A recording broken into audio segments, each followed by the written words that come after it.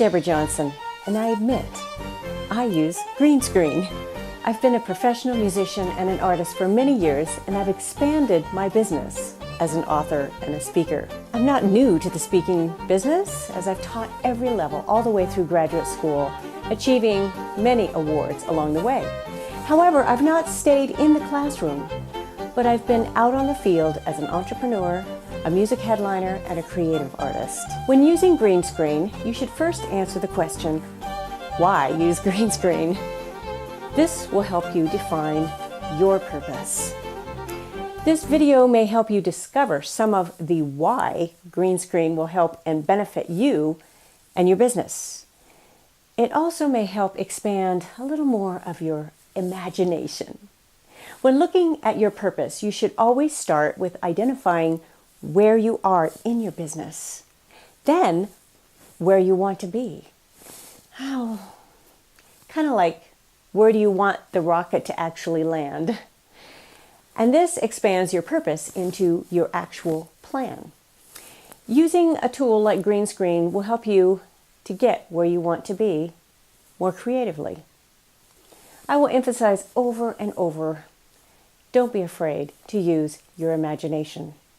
Today's audience, as many of us know, is a very visual audience. As entrepreneurs, business owners, creators, and thought leaders, we can provide the eye candy for many of our products, for our branding, and for our business. Let's take training, for example. Part of what I'm developing in my business is training for those individuals who used to play piano and that they want to play again. Part of my audience are boomers who don't want to show up for private instruction.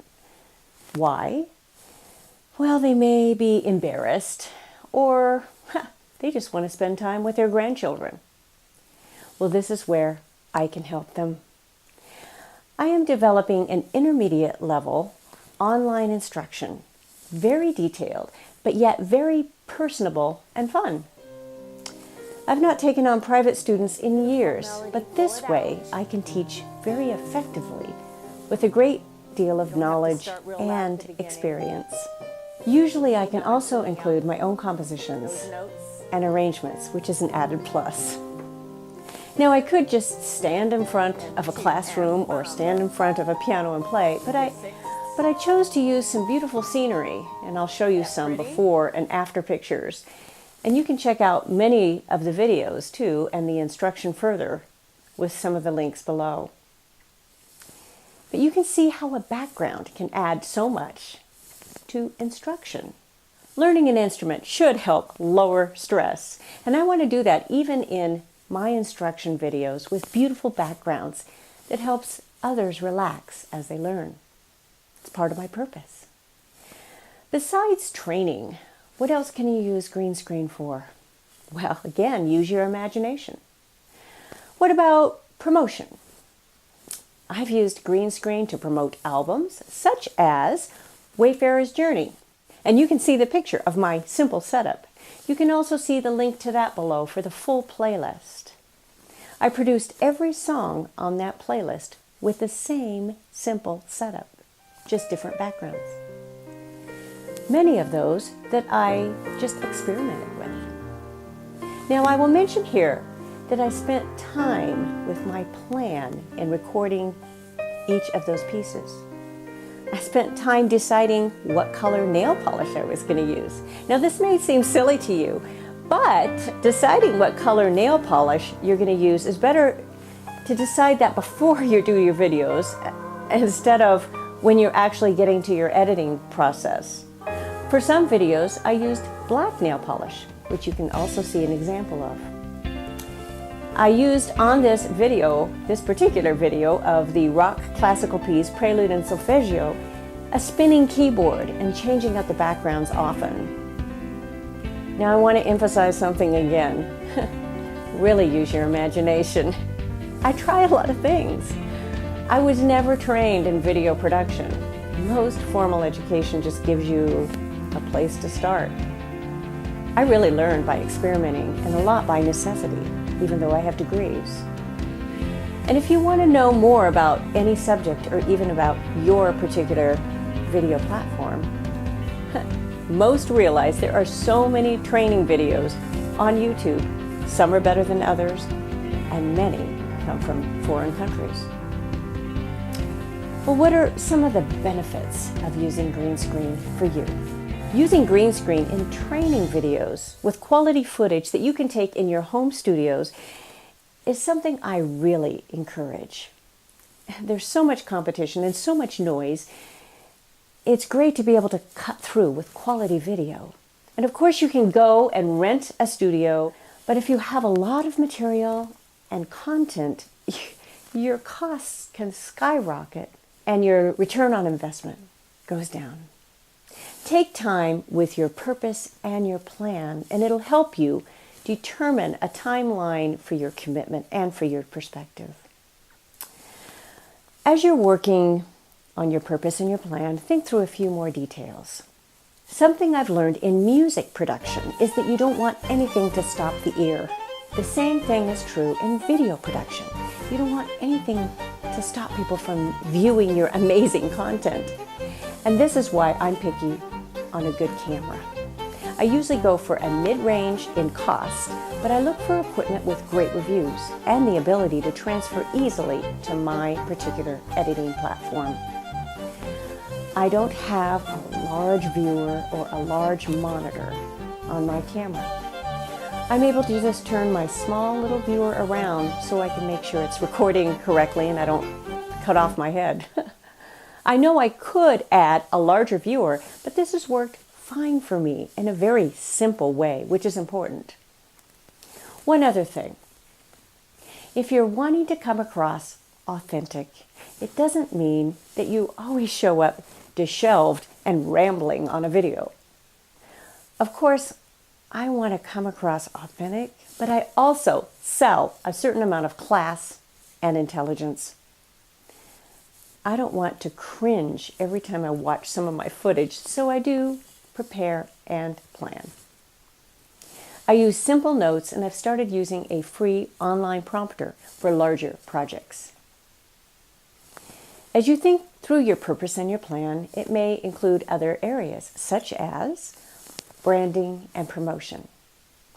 For example, I took another risk on a song I wrote called Superwoman, which especially speaks to my multi-generational women's audience. Now I bring this up because of the risk I took. I didn't want to merely perform the song on video because it really wouldn't speak well and relate well to my younger audience, but I wanted to sing it. So I painted my face green. How about that? Now realize this was an experiment. I didn't know how it would work.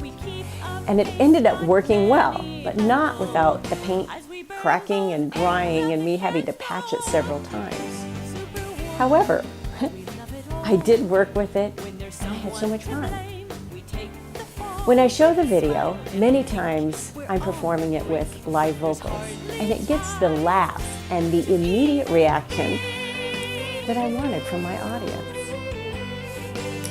My last example is one of promotion, and it's for the song I wrote that's up for a Grammy this year in the pop vocal duo category. It's called Bad Code. Now, I wrote this song to promote my book under the same title, Bad Code. Now, bad mental code is a serious subject, but I wanted to write a fun song with a fun video emphasis and fun characters. So again, I used my imagination, and I decided I'm going to try using puppets.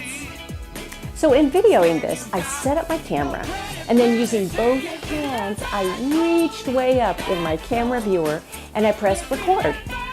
Literally, I took one take of the main puppets, and then the chorus puppets, and then I started editing. Another note, while videoing, I played the song I had pre-recorded so I could sync up the music much easier. That's a big clue. I was then able to use some of the song footage when putting together a small 1-minute preview for each of the 33 chapters of my book. Now, hopefully what I've said so far gives you some ideas. Your purpose and your plan will be different than mine. But I bring up ideas because your message is unique. What can you use to get your message across? You don't have to be a boring talking head. You also don't want to detract from your message, and that should come to play in your planning. Don't be afraid to take some chances and to risk. You can always not use your video footage. As far as equipment, I suggest that you invest in a mid-range video camera. Also invest in a very sturdy tripod and some lights. None of this needs to be very expensive. I also like using a cordless clip-on mic, but I've gone completely without a mic when just speaking on video. Your computer setup and your software are very, very important. Why? Because of rendering.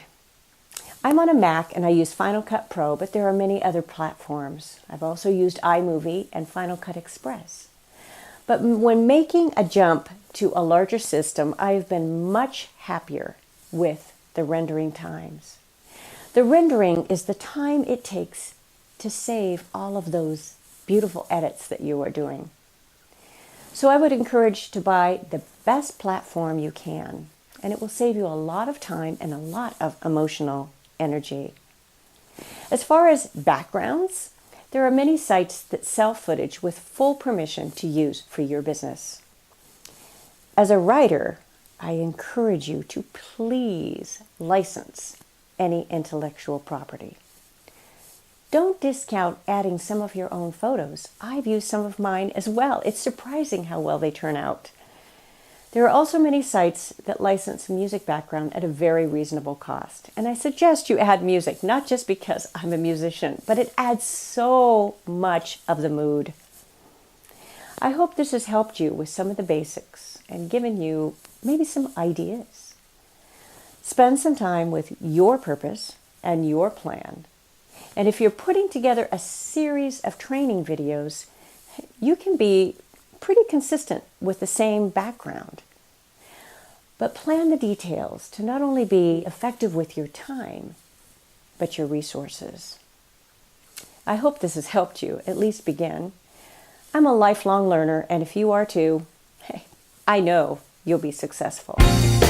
This is Deborah Johnson, and yes, I think I'm addicted to green screen.